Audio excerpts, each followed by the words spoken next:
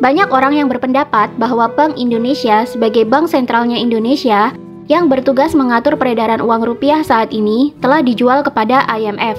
Ini terjadi sejak disahkannya Undang-Undang Nomor 23 Tahun 1999 yang mengatur tentang kedudukan dan bentuk dari Bank Indonesia. Menurut UU ini, Bank Indonesia ditetapkan sebagai bank sentral yang independen dan bebas dari campur tangan pemerintah maupun DPR. Pihak manapun yang mengintervensi Bank Indonesia dianggap telah melanggar hukum dan dapat dipidanakan. Terbitnya Undang-Undang Nomor 23 Tahun 99 ini banyak dibilang orang akibat ulah dari IMF yang berusaha mengintervensi ekonomi Indonesia. Apakah benar demikian? Sebelum kita menelusuri fakta tersebut, Bank Indonesia sendiri telah memiliki sejarah yang kelam. Sebelum Bank Indonesia berdiri, Indonesia sebelumnya telah memiliki bank sentral sendiri yang bernama BNI 46. Dibuat di tahun 1946 dan bertugas menerbitkan ORI atau Uang Republik Indonesia. Ini menjadi mata uang Indonesia dan memiliki backup emas. ORI terbit dengan satuan 1 sen hingga 100 rupiah. Setiap 2 rupiah dijamin dengan 1 gram emas. Ini sesuai dengan UU Nomor 19 Tahun 1946. Tapi, Belanda dan Bankir Internasional menolak Republik Indonesia, BNI 46, dan ORI. Kemerdekaan RI tidak diakui, dan terjadilah agresi militer sehingga menyebabkan ORI sangat sulit beredar. Kemudian di tahun 1949 diadakanlah konferensi meja bundar antara Indonesia dan Belanda. Dalam konferensi ini, Belanda dibantu dengan delegasi Amerika Serikat dan PBB menuntut Indonesia membayar sebagian hutang Belanda saat Perang Dunia Kedua sebagai syarat jika Indonesia ingin kedaulatannya diakui oleh dunia. Selain itu, Belanda ingin ada kesepakatan ekonomi dengan Indonesia dan tidak mengizinkan Indonesia memiliki Papua Barat. Padahal jauh sebelum Indonesia merdeka sudah ada ilmuwan yang menemukan bahwa Papua Barat kaya dengan tambang emas yang kini menjadi Freeport dan menjadi pemasok emas salah satu yang terbesar di Amerika Serikat.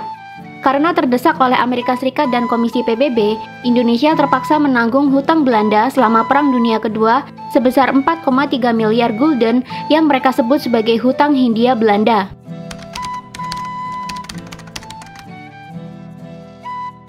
Jika hutang ini tidak dibayar, maka kedaulatan Indonesia tidak akan diakui oleh dunia dan PBB. Selain itu, BNI 46 juga dihapus sebagai bank sentral, digantikan oleh The Javers Bank. The Javers Bank mencetak uang kertas atau uang fiat tanpa backup emas seperti dahulu. Dan ini menyebabkan nilai tukar rupiah terus mengalami inflasi sampai sekarang. The Javers Bank ini adalah nama lama dari Bank Indonesia. Namanya diubah menjadi Bank Indonesia baru di tahun 1953 setelah melalui proses nasionalisasi selama 2 tahun. Siapa pemilik The Javers Bank? The Javers Bank ini sebenarnya dimiliki oleh pemerintah Belanda dengan bentuk Namloosvennootschap, bahasa Belanda dari perseroan terbatas.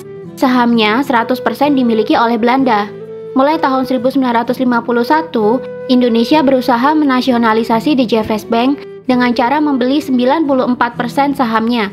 Namun, diketahui Indonesia membeli dengan harga yang sangat mahal. Proses nasionalisasi yang memakan waktu 2 tahun ini akhirnya tuntas di tahun 1953 dan The Javers Bank diganti namanya menjadi Bank Indonesia. Tapi sejak saat itu cetak uang rupiah tak pernah lagi atas dasar backup emas. Dan ini menyebabkan uang rupiah terus mengalami penurunan nilai karena akhirnya berpatok pada dolar Amerika Serikat sebagai mata uang dunia. Lalu bagaimana bisa Bank Indonesia dikatakan telah dijual kepada IMF? Ini karena krisis moneter yang terjadi sejak tahun 1997, di mana saat itu rupiah terpuruk setelah ulah spekulan di pasar keuangan yang membeli dolar Amerika Serikat dalam jumlah besar-besaran secara tiba-tiba. Bertepatan dengan banyaknya jatuh tempo pinjaman perusahaan-perusahaan swasta di Indonesia. Salah satu spekulan yang membuat dolar Amerika Serikat menjadi langka dan nilainya menguat ini disebut-sebut sebagai George Soros, seorang investor keturunan Yahudi yang juga namanya sering dikaitkan sebagai pemain dan spekulan besar di Wall Street. Banyak pula yang mengaitkan namanya sebagai salah satu anggota elit global. Satu saja kebijakan yang ditempuh oleh George Soros bisa mengubah kondisi perekonomian global. Dan ini betul-betul terjadi di tahun 1997. Dolar yang menjadi langka karena dibeli oleh beberapa spekulan ini menyebabkan nilai dolar menguat. Di satu sisi, mata uang negara-negara lain, terutama di Asia, jadi anjlok. Tak terkecuali dengan rupiah. Tingginya nilai dolar Amerika Serikat terhadap rupiah akhirnya membuat banyak perusahaan yang jatuh tempo kesulitan membayar hutang luar negeri mereka. Rupiah bahkan terdepresiasi nilainya hingga 98%. Kurs dolar yang semula stabil di angka Rp2.400 per dolar Amerika Serikat pun naik hingga Rp16.000 per dolar Amerika Serikat hanya dalam waktu beberapa bulan saja. Tentunya krisis moneter tidak dapat dihindari. Pemerintah ketar-ketir dan dibuat kelabakan mengatasi krisis. Akhirnya, atas desakan berbagai pihak, pemerintah pun yang saat itu masih dipimpin oleh Presiden Soeharto meminta bantuan kepada IMF untuk mengatasi masalah krisis moneter di Indonesia. Apa bentuk bantuan yang diminta kepada IMF? Tentu saja utang.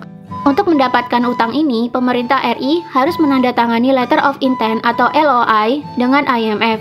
Akibat krisis moneter ini, diketahui Indonesia telah menandatangani 23 kali LOI. LOI ini berisi paket-paket syarat yang harus dipatuhi oleh Indonesia selama menerima pinjaman dari IMF. Bisa dikatakan, akhirnya IMF mengontrol Indonesia lewat utang. IMF juga mengintervensi pemerintah Indonesia untuk melakukan likuidasi sejumlah bank di dalam negeri yang dianggap sakit.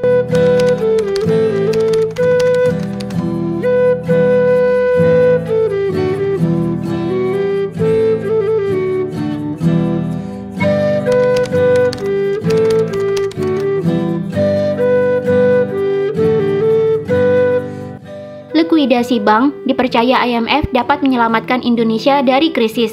Tapi yang terjadi justru sebaliknya. Kepercayaan masyarakat kepada perbankan nasional semakin memburuk. Anggaran negara kemudian diperketat. BUMN strategis dijual ke investor asing. Banyak perusahaan yang menjadi gulung tikar dan berujung pada kerusuhan tahun 1998. Tapi, Indonesia yang saat itu terlanjur menandatangani LOI dengan IMF tentunya tidak bisa berkutik dan harus menjalankan setiap kesepakatan yang tertera di dalamnya. Walaupun dirasa akhirnya hanya merepotkan dan merugikan negara saja sih. Setelah kerusuhan 98 ini, Presiden Soeharto mundur dari jabatannya. Selain itu, IMF juga kembali mengintervensi perekonomian Indonesia melalui LOI selanjutnya. Kali ini melalui Presiden B.J. Habibie. Presiden B.J. Habibie pun terpaksa mengesahkan UU nomor 23 tahun 1999 yang berisi tentang penetapan status Bank Indonesia. Bank Indonesia kini menjadi bank sentral yang independen, bebas dari intervensi siapapun, bahkan Presiden dan DPR juga tidak diizinkan melakukan intervensi kepada Bank Indonesia. Jika ada pihak yang berani mengintervensi Bank Indonesia, maka akan dikenakan hukuman pidana. Ini bukan karangan gosip sejarah belaka, silahkan Anda cek sendiri di website Bank Indonesia di bagian sejarah Bank Indonesia. Di sini banyak terlampir dokumen-dokumen sejarah terbentuknya Bank Indonesia. Dalam salah satu dokumen yang mereka buat, jelas sekali tertera bahwa IMF telah mendukung Bank Indonesia untuk kembali memulihkan kondisi keuangan dan perbankan di Indonesia selama krisis moneter. Tapi, kebijakan yang mereka buat justru membuat kepercayaan masyarakat semakin menipis dan menimbulkan krisis berujung kerusuhan. Bank Indonesia harus menjadi bank sentral yang independen, sehingga bisa tunduk pada Articles of Agreement of the IMF, di mana beberapa pasalnya membahas sebagai berikut. Artikel 5 Section 1 menyatakan bahwa IMF hanya berhubungan dengan bank sentral atau institusi sejenis, tetapi bukan milik pemerintah dari negara anggota. Artikel 4 Section 2 menyatakan bahwa sebagai anggota IMF, Indonesia harus mengikuti aturan IMF dalam hal nilai tukar uangnya, termasuk di dalamnya larangan menggunakan emas sebagai patokan nilai tukar. Artikel 4 Section 3A menyatakan bahwa IMF memiliki hak untuk mengawasi kebijakan moneter yang ditempuh oleh anggota, termasuk mengawasi kepatuhan negara anggota terhadap aturan IMF. Artikel X Section 5 menyatakan bahwa sebagai anggota harus selalu melaporkan ke IMF untuk hal-hal yang menyangkut cadangan emas, produksi emas, ekspor-impor emas, neraca perdagangan internasional, dan hal-hal detail lainnya. Jadi menurut kalian, benarkah jika ada orang yang berpendapat bahwa Bank Indonesia sekarang sudah tidak bisa lagi tunduk pada pemerintah RI, melainkan tunduk langsung di bawah IMF? Tuliskan pendapatmu di kolom komentar.